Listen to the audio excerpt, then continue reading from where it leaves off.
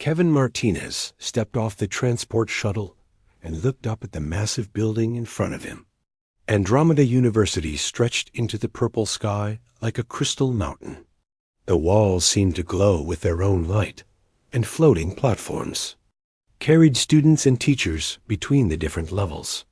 Kevin had never seen anything like it in his 35 years on Earth.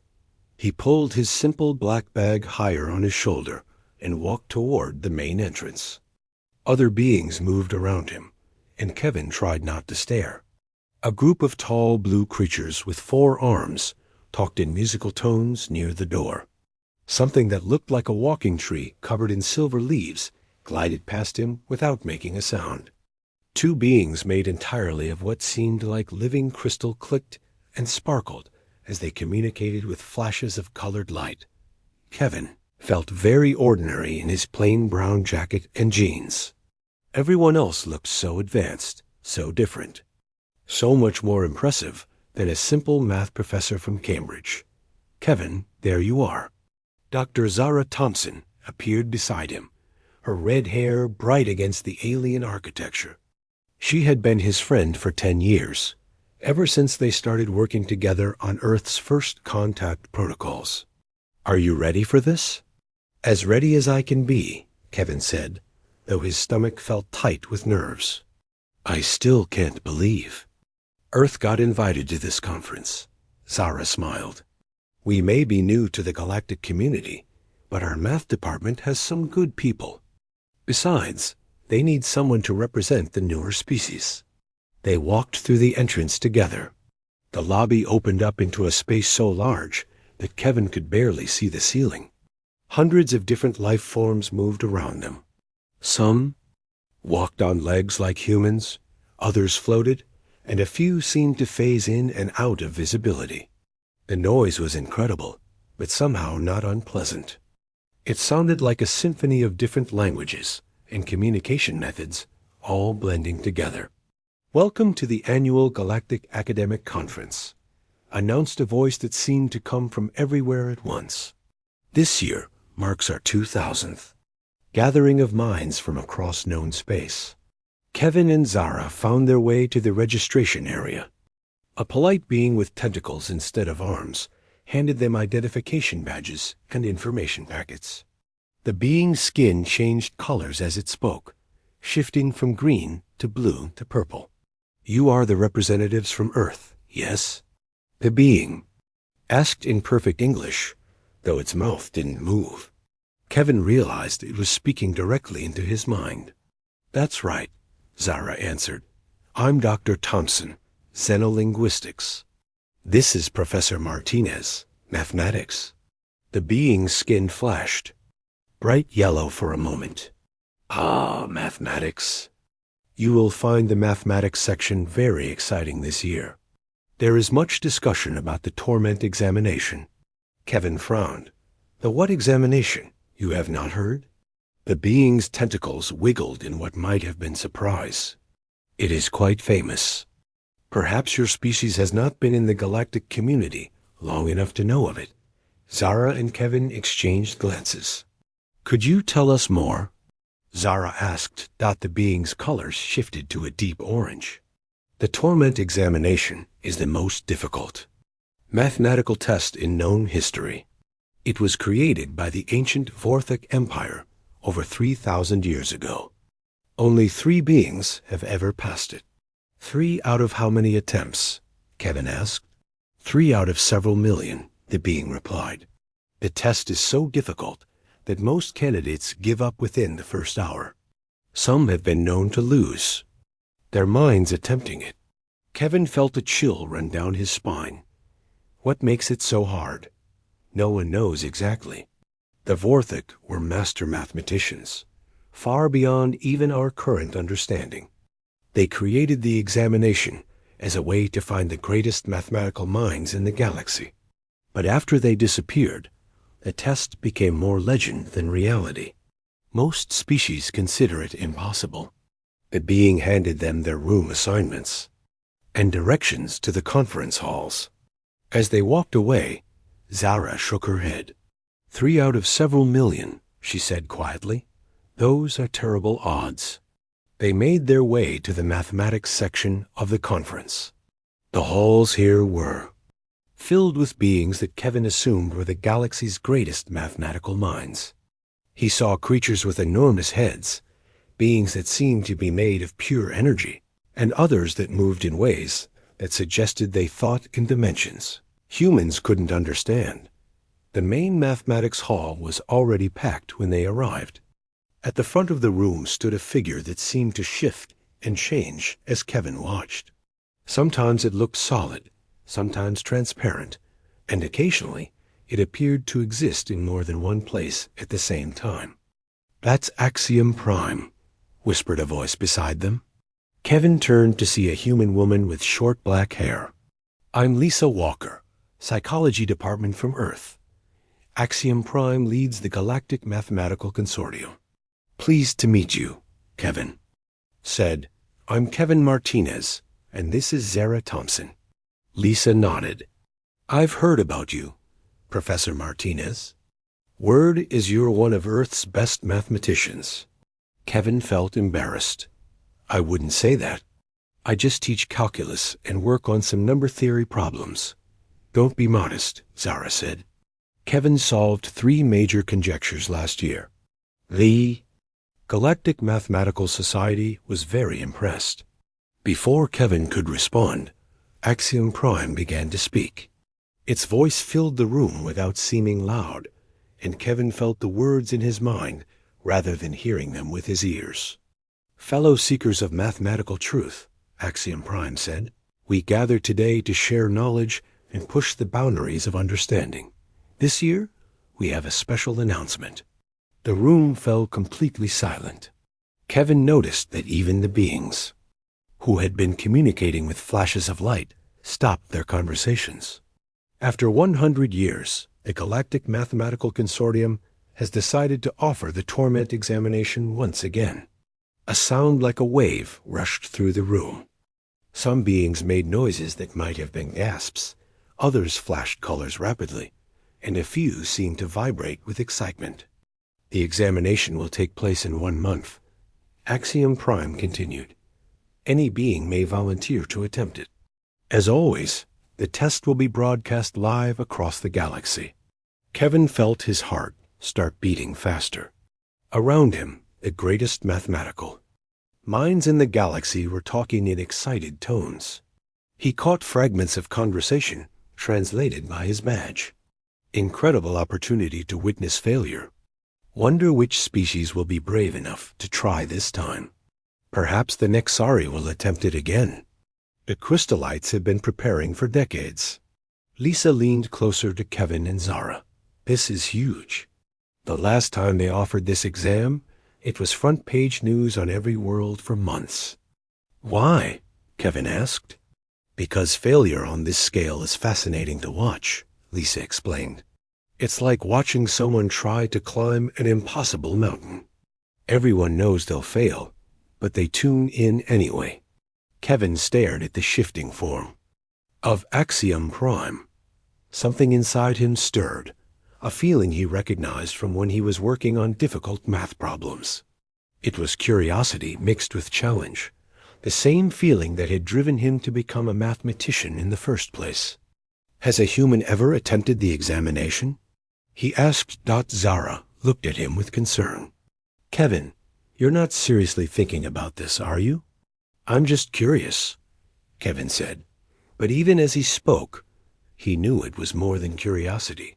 The idea of a mathematical problem so difficult that millions had failed excited him in a way he hadn't felt in years.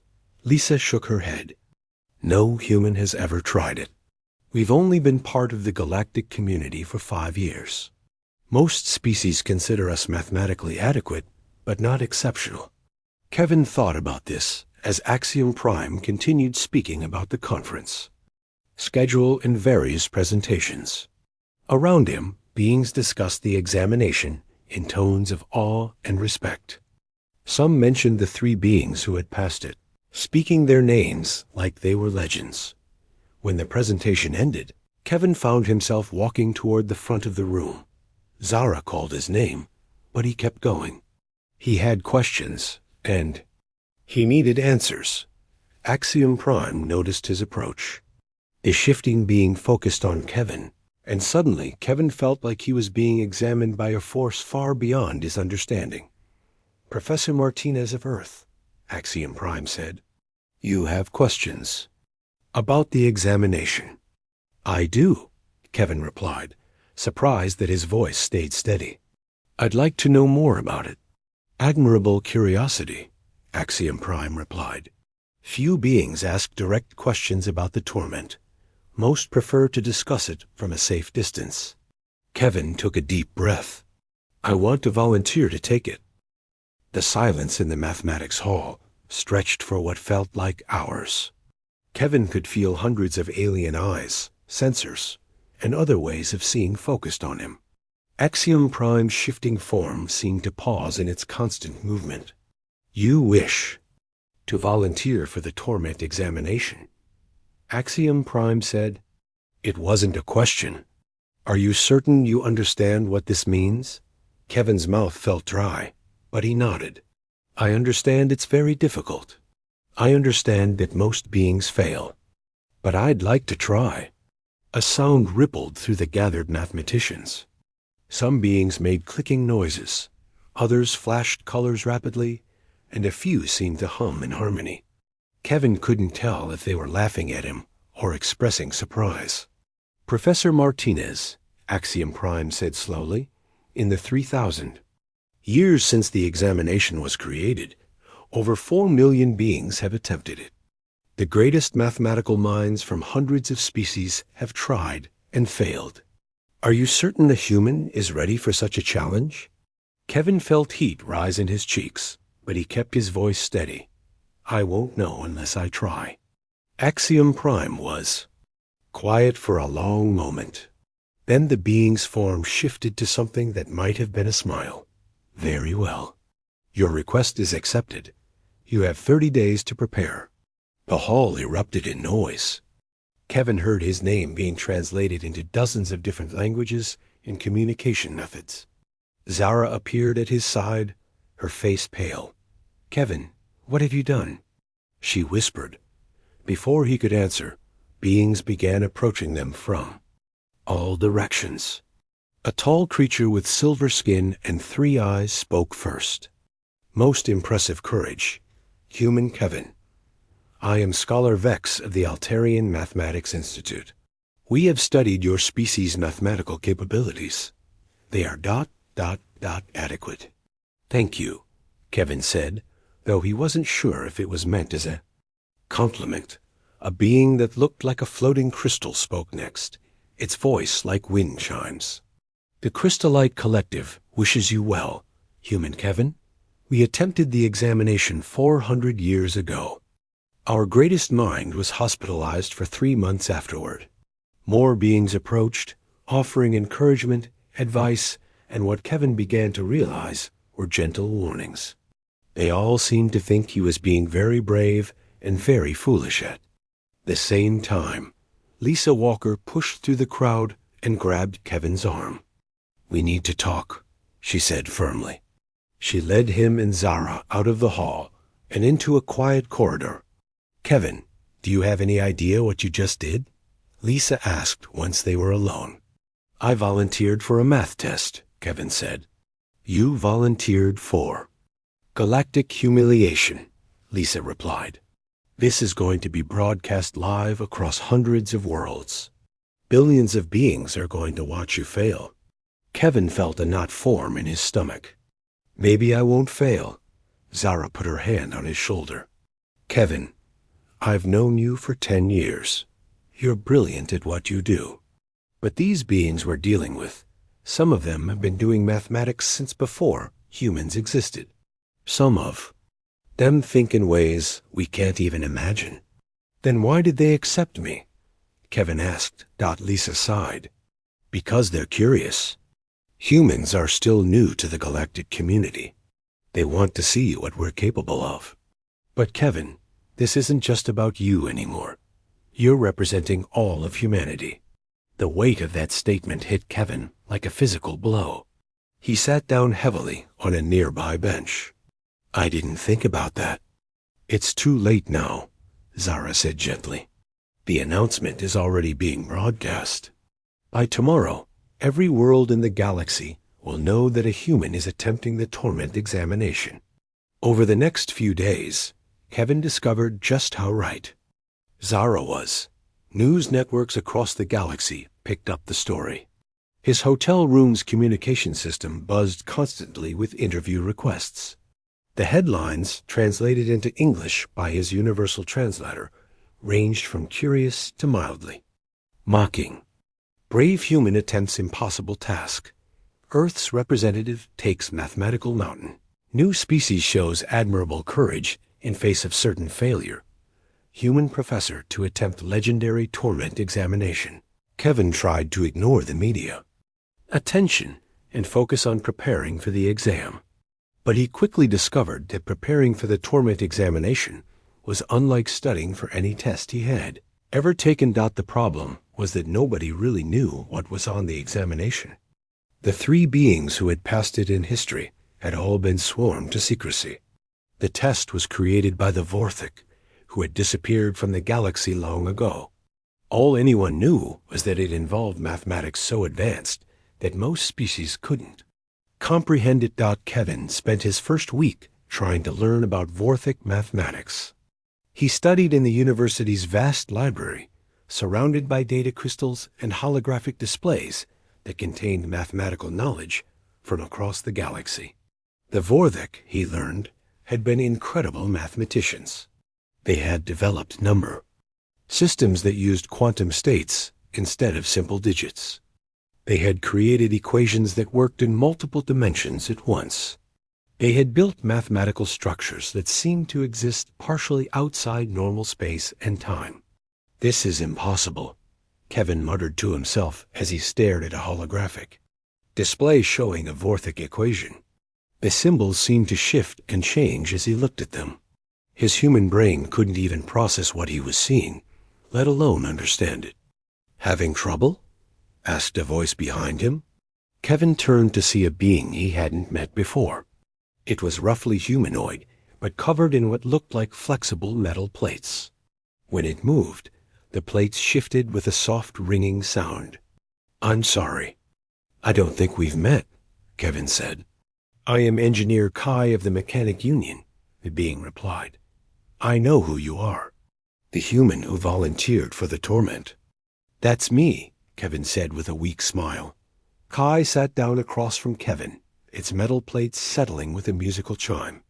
I attempted the examination 60 years ago. Kevin looked up with interest. Really? What was it like? Humbling, Kai said simply. I spent 2 years preparing. I studied every mathematical system known to my people. I practiced solving problems that would make your greatest human mathematicians weep. And when I sat down to take the examination, I understood perhaps 1% of what I was looking at. That's encouraging, Kevin said sarcastically. Kai made a sound that might have been laughter. But here is what I learned, human Kevin. The examination is not just about mathematical knowledge. It is about seeing patterns in chaos. It is about finding simple truths hidden in complex systems. How do you mean? The Vorthik were not just mathematicians, Kai explained. They were philosophers. They believed that all of mathematics, no matter how complex, could be reduced to simple, elegant principles. The examination tests whether you can see through the complexity to find the underlying simplicity. Kevin thought about this as Kai left him alone with his studies. Finding simple truths in complex systems. That actually sounded like something humans might be good at. After all, humans had spent thousands of years taking complicated natural phenomena and finding simple mathematical rules to describe them. But as Kevin continued studying, his confidence wavered.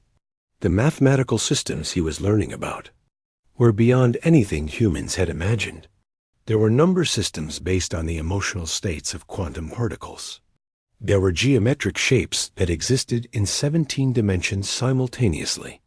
There were equations that could only be solved by beings who experienced time differently than humans. By the end of his second week of preparation, Kevin was exhausted and discouraged.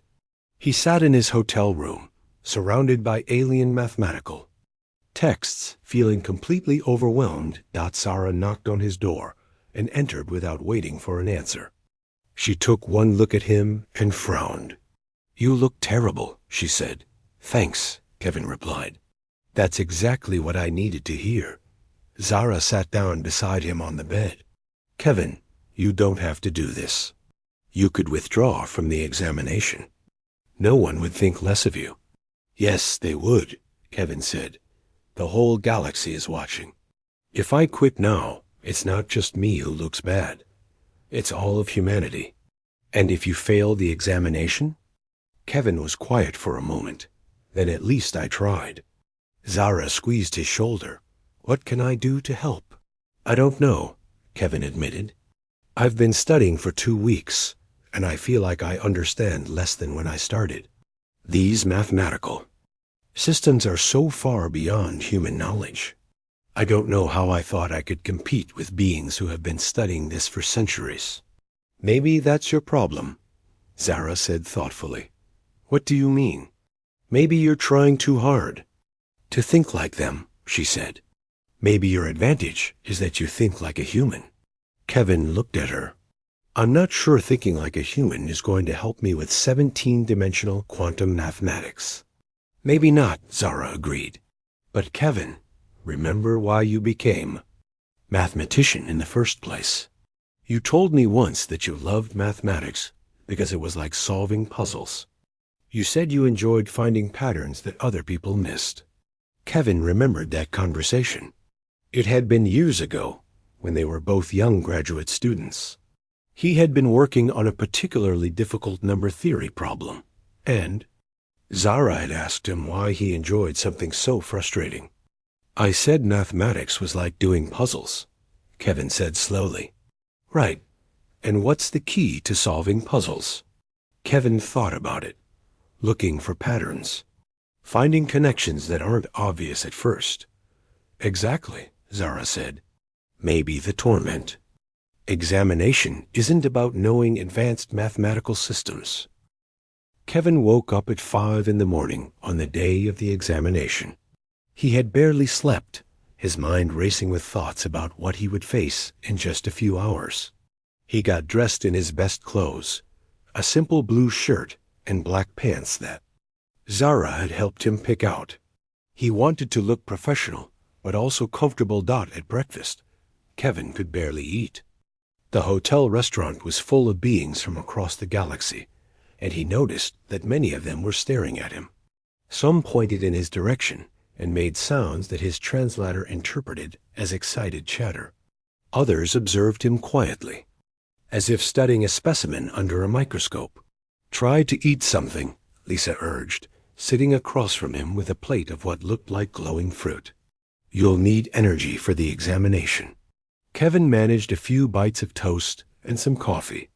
His stomach felt like it was full of butterflies, all trying to escape at once. Zara checked her tablet and looked up at Kevin. "The examination starts in 2 hours.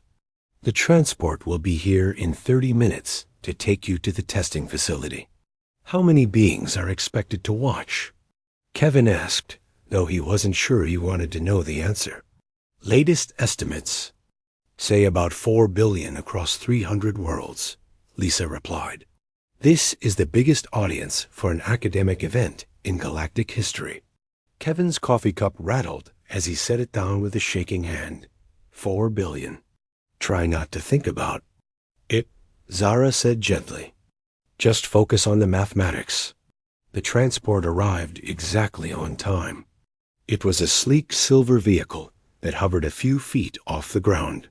Kevin climbed inside with Zara and Lisa, who would be allowed to observe from the viewing area. The ride to the testing facility took 20 minutes through the sprawling university complex. The examination center was a massive crystal dome that seemed to pulse with its own inner light. Outside, Kevin could see news crews from dozens of different species setting up their equipment. Flying cameras buzzed around the building like mechanical insects. "Professor Martinez," called a voice as Kevin stepped out of the transport. A reporter, with 4 arms and bright green skin, approached with a floating recording device. "How do you feel about representing humanity in this historic moment?" "Nervous but ready," Kevin said, which was mostly true about the nervous part. More reporters pressed forward, asking questions in languages that made his translator work overtime. Kevin tried to answer politely, but his mind was focused on what waited inside the dome. Security beings, tall and covered in what looked like living armor, escorted Kevin through the crowds and into the building. The inside of the dome was even more impressive than the outside. The ceiling seemed to stretch up forever, filled with slowly moving lights that might have been stars or might have been something else entirely. In the center of the vast space sat a simple chair facing a large, empty area. Around the edges of the dome, Kevin could see viewing platforms filled with beings from across the galaxy. He spotted Zara and Lisa on one of the platforms and gave them a small wave. "Professor Martinez," said a familiar voice. Axiom Prime appeared. Beside him, its shifting form somehow managing to look formal. "Are you ready to begin?" Kevin took a deep breath. "As ready as I'll ever be. The examination will last 6 hours," Axiom Prime explained as they walked toward the center of the dome. "You may use any materials you brought with you. The test will begin when you sit in the chair." Kevin reached into his bag and pulled out a simple notebook and 2 pencils. Around the viewing platforms, he could see beings pointing at his primitive tools. Some of them made sounds that his translator suggested were amused. "That's all you're bringing?" asked a proctor, a being made entirely of what looked like flowing water. "It's all I need," Kevin said, hoping that was true. He sat down in the chair, and immediately the space in front of him began to change. The air itself seemed to thicken and shimmer, and then suddenly Kevin was looking at the most complex mathematical structure he had ever seen. It was enormous, stretching up and out in all directions. The structure appeared to be 3-dimensional, but Kevin could tell that it had more dimensions than his eyes could process. It was made up of countless interconnected sections, each one filled with symbols and numbers that seemed to shift and change as he watched. The symbols were unlike anything Kevin had studied. Some looked like the alien mathematical notation he had seen in his preparation, but others seemed to exist in states of constant flux. Numbers appeared and disappeared. Equations wrote themselves in glowing text that faded before he could fully read them, and geometric shapes folded in on themselves in ways that made his head hurt. Kevin heard gasps and sounds of amazement from the viewing platforms. Even beings who had been expecting something impressive seemed stunned by what they were seeing. "The torment examination has begun," announced Axiom Prime to the watching galaxy. "Professor Kevin Martinez of Earth now faces the same challenge. That has defeated over 4 million beings in the past 3,000 years. Kevin stared at the massive structure in front of him. It was beautiful and terrifying at the same time. Parts of it seemed to pulse with life, while other sections remained perfectly still. Colors flowed through it, like water, carrying information that Kevin couldn't understand. For the first few minutes, Kevin simply sat and observed. He didn't try to solve anything or figure out what he was looking at. He just watched and tried to take it all in. This seemed to amuse the viewers, who began making comments that his translator picked up. "Look how primitive his approach is. He's just staring at it." Most beings at least try to analyze the quantum matrices immediately.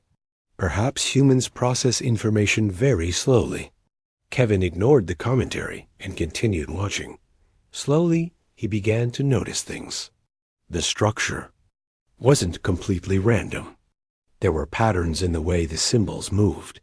The colors that flowed through different sections followed certain rules. The geometric shapes, while complex, seemed to repeat in predictable ways.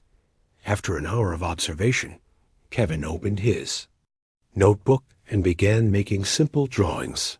He sketched the basic outline of the structure, noting where the major sections connected to each other. He drew simple diagrams of the symbol patterns he had noticed. He made notes about which colors appeared in which areas. The watching beings seemed confused by his approach. Most previous candidates had immediately begun working with advanced mathematical tools, trying to solve individual sections of the structure using quantum computers or dimensional analysis. Kevin was using pencil and paper to draw pictures. "Fascinating technique," commented one expert on the live broadcast. "The human appears to be creating a simplified map of the structure. This is quite different from previous approaches." Kevin continued his mapping process for another hour. He walked around the chair, observing the structure from different angles and adding to his drawings. The three-dimensional projection allowed him to see it from all sides, and Kevin noted that it looked different depending on where he stood. As he worked, Kevin began to notice something interesting. While the structure was incredibly complex on the surface, the underlying organization seemed much simpler. The sections were connected in patterns that reminded him of something, though he couldn't quite figure out what. By the third hour, Kevin had filled several pages of his notebook with drawings and notes. He had mapped out the basic structure and identified the major patterns in how the symbols and colors moved. He had also noticed something that made him sit up straighter in his chair. The structure, despite all its complexity and alien mathematics, seemed to follow a very simple set of rules about how the different sections related to each other. Kevin stared at his drawings, then looked back at the massive projection in front of him. Slowly, a smile began to spread across his face. "I think I know what this is," he said quietly to himself. The viewing platforms erupted in excited chatter as beings noticed the change in Kevin's demeanor. For the first time since the examination began, Kevin looked confident. He flipped to a fresh page in his notebook and began drawing a simple grid. It was just a basic square pattern, nothing fancy or complex. But as he drew it, Kevin felt more certain than ever that he was on the right track. The structure in front of him, with all its alien symbols and quantum mathematics and dimensional complexity, was at its heart something much simpler. It was something that humans had been doing for fun for decades. Kevin looked up at the massive, intimidating mathematical challenge that had defeated millions of the galaxy's greatest minds. Then he looked down at the simple grid he had drawn in his notebook. "You're just a really big, really fancy Sudoku puzzle, aren't you?" he said. The structure pulsed with light, as if responding to his words. Kevin's smile grew wider. He had figured it out. Now he just had to solve it. On the viewing platforms, mathematical experts from hundreds of species watched in confusion as the human professor from Earth began filling in his simple grid with numbers. None of them understood what he was doing, but Kevin understood perfectly. He had spent the last 3 hours mapping out the most complex Sudoku puzzle ever created. The Vorthek had built it using alien mathematics and quantum symbols and dimensional structures. But underneath all that complexity, it was still just a logic puzzle. And Kevin had been solving logic puzzles since he was 12 years old. Kevin began working on the outer sections of the structure first. In any Sudoku puzzle, you started with the areas where you could make the most obvious deductions. The alien symbols looked complicated, but Kevin had mapped them to simple positions. In his grid, he didn't need to understand what the symbols meant. He just needed to understand the pattern of how they related to each other. The first section he completed was in the lower left corner of the massive projection. As Kevin filled in the corresponding squares in his notebook, something amazing happened. The alien symbols in that section of the structure stopped shifting and changing. They locked into place with a soft chiming sound that echoed through the air. The viewing platforms erupted in surprised chatter. Several beings made sounds that Kevin's translator interpreted as amazement and confusion. Did the human just solve the section? Asked one expert on the live broadcast. Impossible, replied another. That section contains 17-dimensional quantum matrices. No being should be able to solve it without understanding advanced Vorthek mathematics. But Kevin wasn't using advanced Vorthek mathematics. He was using logic and elimination, the same techniques he had learned from puzzle books when he was a child. If a symbol could only appear once in each row, column, and box, then you could figure out where it belonged by looking at where it couldn't go. Kevin moved to the next section. This one was slightly more complex, but still manageable using basic Sudoku techniques. He looked for naked singles, places where only one symbol could fit. He looked for hidden singles, places where a symbol could only go in one location within a section. He used pencil marks to keep track of possibilities, just like he would with any difficult Sudoku dot. As Kevin worked, his speed began to increase. The initial mapping had taken him 3 hours, but now that he understood the underlying structure, he could solve individual sections much faster. Each completed section caused part of the massive alien structure to stabilize and lock into place. Mathematical experts watching from around the galaxy were becoming increasingly confused and excited. Commentary flowed across hundreds of communication networks. The human's approach is completely unorthodox. He's treating the examination like some kind of simple logic exercise. How is he solving sections that require quantum computational matrices? Perhaps human brains process mathematical relationships differently than we assumed. On her viewing platform, Zara watched Kevin work with growing amazement. She could see the change in his posture and expression. The nervous, overwhelmed man who had entered the dome had been replaced by someone who looked completely in his element. Kevin was smiling as he worked, occasionally chuckling to himself when he spotted a particularly clever pattern. He's enjoying this, Lisa whispered in.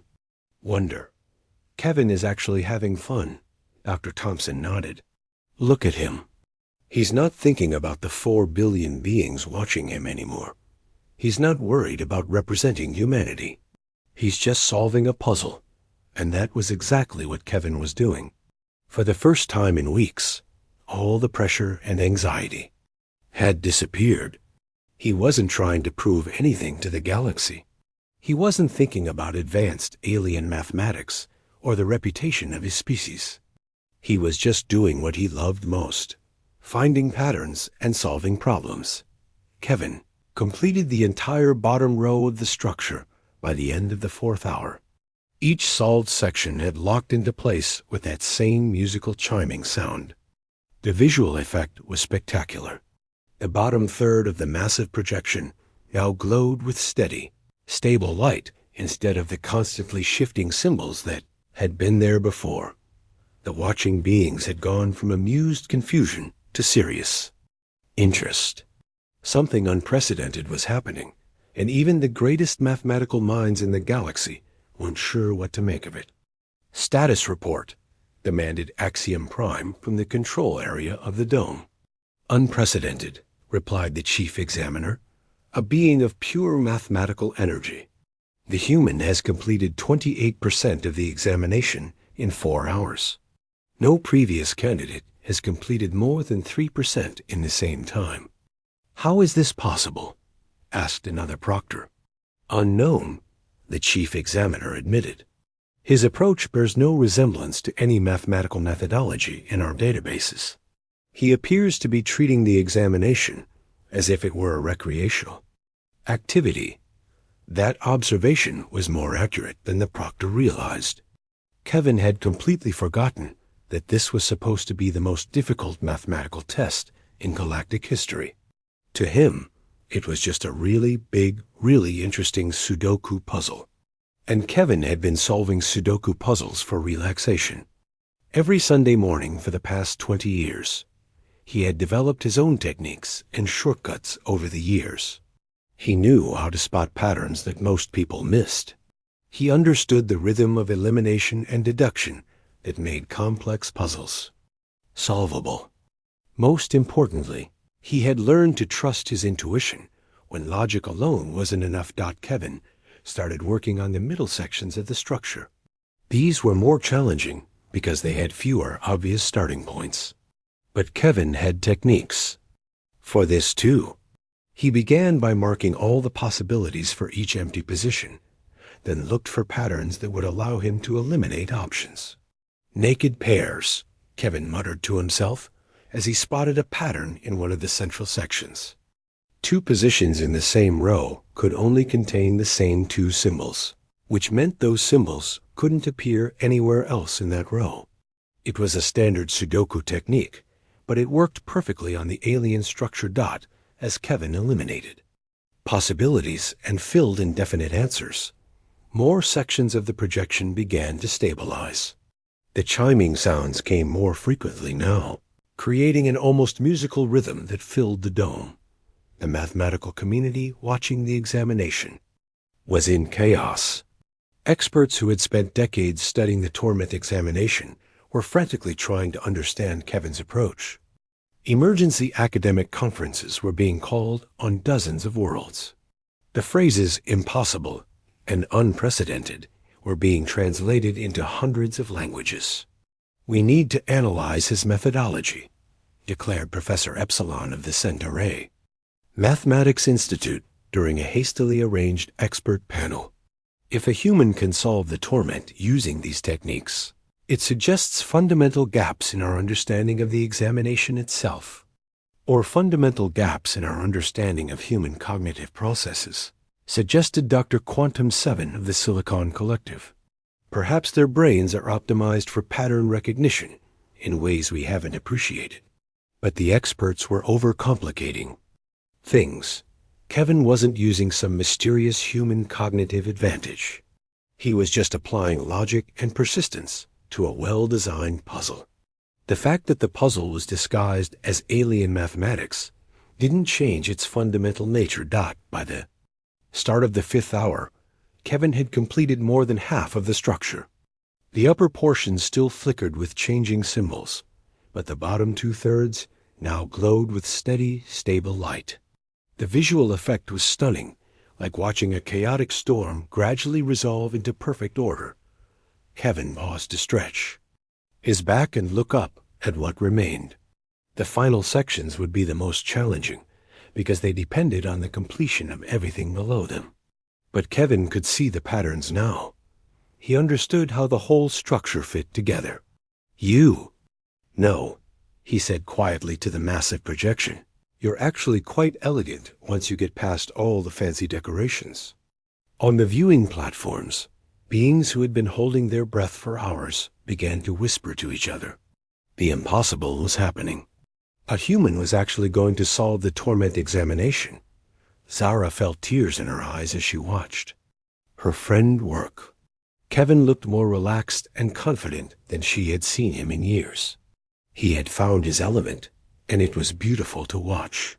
He's going to do it, Lisa whispered. Kevin is actually going to solve it. I know, Zara replied. I just wish he could see how amazing this looks from out here. The structure that Kevin was solving was more than just a mathematical exercise. It was a work of art, a three-dimensional sculpture made of pure logic and pattern. As each section locked into place, the entire dome filled with harmonious light and sound. It was like watching the universe itself come into perfect mathematical harmony. Kevin picked up his pencil again and began working on the upper sections. He had less than 2 hours left, but he was confident now. The hardest part was behind him. All that remained was careful, methodical application of the techniques that had brought him this far.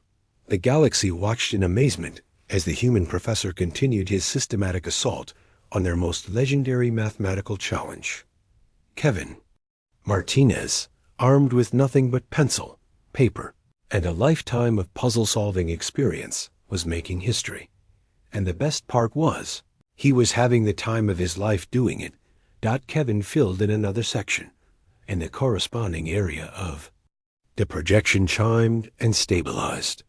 3 more sections to go. Then 2. Then 1. The final section hung above Kevin like a challenge waiting to be conquered.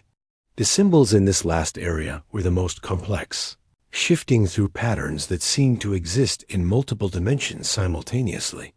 But Kevin could see through the complexity now. He understood that underneath all the alien mathematics was a simple, elegant logical structure. Kevin stared at the final section of the structure. It hung above him like a crown made of shifting light and impossible mathematics. The symbols in this last area moved faster than in any other part of the examination, creating patterns that seemed to exist in several dimensions at once. But Kevin wasn't intimidated anymore. He had solved 90% of the structure using simple logic and patience. This final section would be no different. It was just the last piece of a very large, very complicated puzzle. He looked down at his notebook, where his simple grid was almost complete. Only 9 squares remained empty in the top right corner. Kevin had saved this section for last, because in Sudoku, the final area was usually the trickiest. It required all the information from the rest of the puzzle to solve correctly. Kevin began by marking all the possible symbols that could go in each empty position. He used the same elimination techniques he had been using for the past 4 hours. If a symbol appeared elsewhere in the same row, column, or box, it couldn't go. In that position, the watching galaxy had fallen into an almost complete silence. 4 billion beings across hundreds of worlds held their breath as they watched Kevin work on the final section. News anchors had stopped their commentary. Mathematical experts had stopped their analysis. Everyone simply watched and waited. On her viewing platform, Zara gripped the railing with white knuckles. Lisa stood beside her, equally tense. They could see that Kevin was close, but they also knew that the final section of any difficult puzzle was where mistakes usually happened. Kevin worked methodically, just as he had for the entire examination. He filled in the positions where only one symbol could fit. He eliminated possibilities based on the patterns he could see. Slowly, the final section began to take shape in his notebook. As Kevin filled in each answer, the corresponding area in the massive projection above him began to stabilize. The shifting symbols slowed their movement and started to lock into place. The musical chiming sounds that had accompanied each completed section throughout the examination grew faster and more frequent. 7 positions left, Kevin muttered to himself. He double-checked his work, making sure he hadn't made any mistakes. In Sudoku, 1 wrong number could ruin the entire puzzle. The mathematical structure above Kevin was now 95% stable. Only a small area in the top corner continued to shift and change.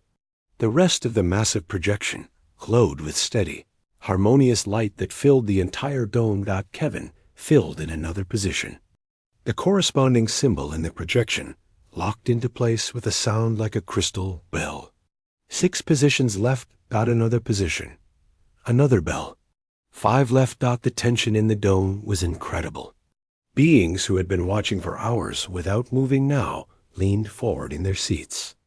On worlds across the galaxy, billions of viewers watched their screens with total focus. Kevin paused before filling in the next position. He had narrowed it down to 2 possibilities, and he needed to be absolutely certain which one was correct. He traced through the logic one more time, checking every row, column, and box that connected to this position. There, Kevin said quietly, and filled in the symbol. 4 positions left. The structure above Kevin was almost completely stable now. The small area of shifting symbols in the corner looked tiny compared to the vast expanse of solved mathematics that surrounded it. But Kevin knew that in puzzles, the last few positions were often the most critical. 3 positions left. Kevin could see the solution clearly now. The logic was inescapable, the pattern complete. He filled in the next symbol without hesitation. 2. Positions left. One position left. Kevin stared at the final empty square in his notebook. Above him, the entire massive structure was stable, except for one small point of shifting light. The mathematics of the ancient Vorthic Empire waited for Kevin to complete what millions of beings before him had failed to finish. Kevin looked at the final position in his grid. Only one symbol could possibly fit there. The logic of the entire puzzle demanded it. He raised his pencil, paused for just a moment, and wrote down the final number. The instant Kevin completed his grid, the entire dome exploded in light and sound. The massive projection above Kevin flashed brilliant white, then settled into a perfect, stable glow that filled every corner of the dome. The musical chiming that had accompanied each solved section suddenly became a symphony, with harmonies that seemed to come from the very walls of the building. Alarm systems throughout the testing facility began to sound, but these weren't warnings of danger. They were celebration alarms, programmed to activate only when the torment examination was completed successfully. The sounds hadn't been heard in over 200 years. The light show was spectacular. Patterns of color flowed through the solved structure, creating displays that were both mathematically perfect and incredibly beautiful. The ancient Vorthic systems were responding to the completion of their ultimate test with a celebration that had been designed 3,000 years ago. Kevin sat in his chair, looking up at the light show above him, hardly believing what had just happened. He had solved it. He had actually solved the torment examination. The viewing platforms erupted. In chaos, beings who had been sitting in stunned silence suddenly began making every kind of noise their species was capable of. Some cheered, some sang, some flashed colors rapidly, and others produced sounds that Kevin's translator couldn't even process. Zara was jumping up and down, tears streaming down her face. Lisa was hugging strangers on the viewing platform. Throughout the dome, mathematical experts who had spent their entire careers studying the torment examination were trying to understand what they had just witnessed. Ladies, gentlemen, and beings of all classifications, announced Axiom Prime, its voice carrying over the celebration. For the fourth time in galactic history, and for the first time in 214 years, the torment examination has been completed successfully. The cheering from the viewing platforms grew even louder. Professor Kevin Martinez of Earth has solved the examination in 5 hours and 43 minutes. Axiom Prime continued. This is the fastest completion time in recorded history. Kevin looked around the dome in amazement. The celebration was incredible, but he felt strangely calm. To him, he had just solved a really difficult Sudoku puzzle. The fact that it had taken him less than 6 hours seemed perfectly reasonable. Kevin! Zara's voice reached him from the viewing platform. She was waving frantically, her face bright with joy and pride. Kevin waved back, then looked down at his notebook.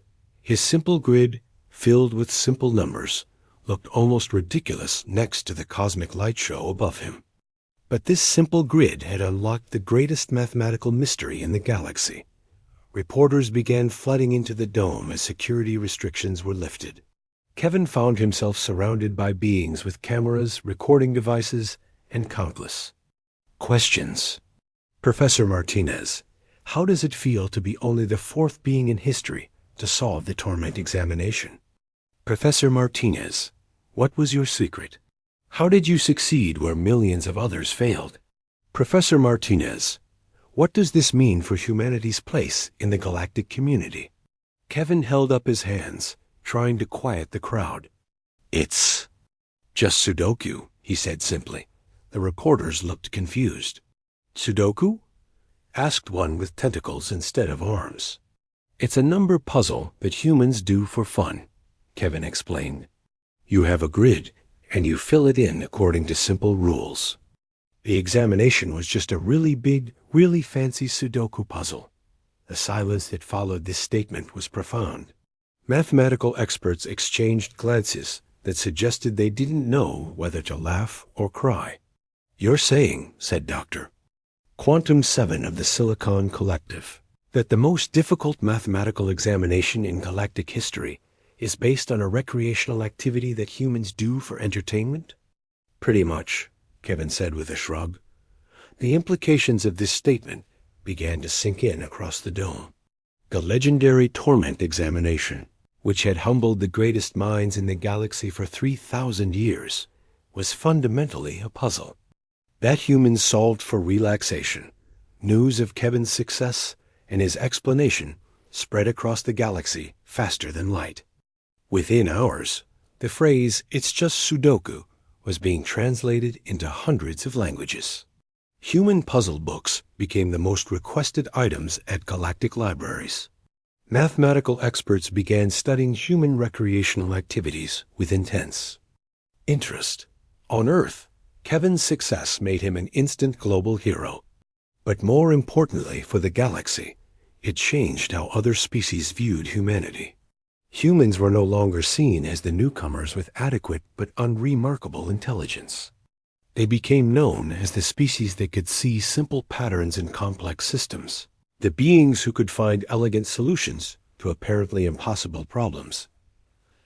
Kevin returned to Earth a few weeks later, after a tour of several major galactic universities where he gave lectures on pattern recognition and problem-solving techniques. He was offered positions at the most prestigious mathematical institutions in the galaxy, but he chose to return to his teaching job at Cambridge. "Why did you come back?" Zara asked him during a quiet dinner a month after his return. "You could have any position in the galaxy now." Kevin smiled and pulled a small book from his jacket pocket.